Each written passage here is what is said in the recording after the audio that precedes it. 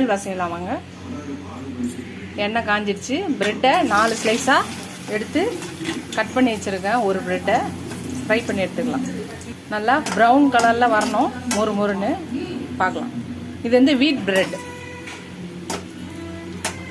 Fry ஆயிடுச்சு, எடுத்து தட்டில் போட்டுக்கலாம்.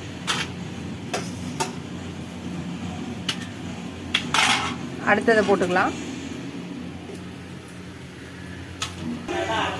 உருளைக்கிழங்கு ஃப்ரை வாங்கிச்சு. இந்த பக்கம் கொத்தமல்லி கருவேப்பிலையை போட்டு ஆஃப் பண்ணிடலாம், இறக்கி வச்சிடலாம்.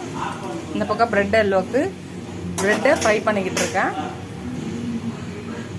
ப்ரெட்டை ஃப்ரை பண்ணி எடுத்தாச்சு. இதில் 3/4 கப் சர்க்கரை எடுத்திருக்கேன். 3/4 கப் சர்க்கரையை போடுறேன்.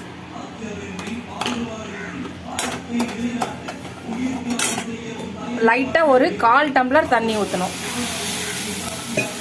ஊற்றி இந்த சர்க்கரையை கரையட்டும்.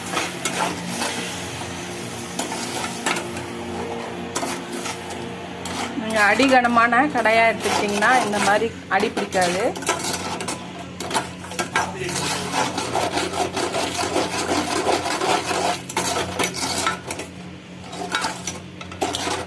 கரையட்டும். சர்க்கரை கரைஞ்சிடுச்சு. இப்போ ப்ரெட்டை வறுத்துறத போட்டுடலாம். 1 கப் பால் ஊற்றிக்கலாம்.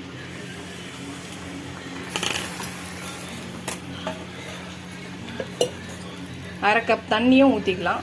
இதெல்லாம் ஊற்றி கரைய விடலாம். முந்திரி திராட்சை நெய் ஊற்றி வறுத்துக்கலாம். இந்த பக்கம் வந்து நல்லா கரைஞ்சிடுச்சு ப்ரெட்டு. இந்த பக்கம் முந்திரி திராட்சை எடுத்து இதில் போட்டுக்கலாம்.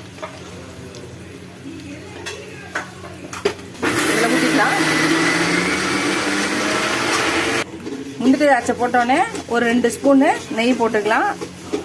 நிறைய நெய் விரும்புகிறவங்க நிறைய போட்டுக்கலாம்.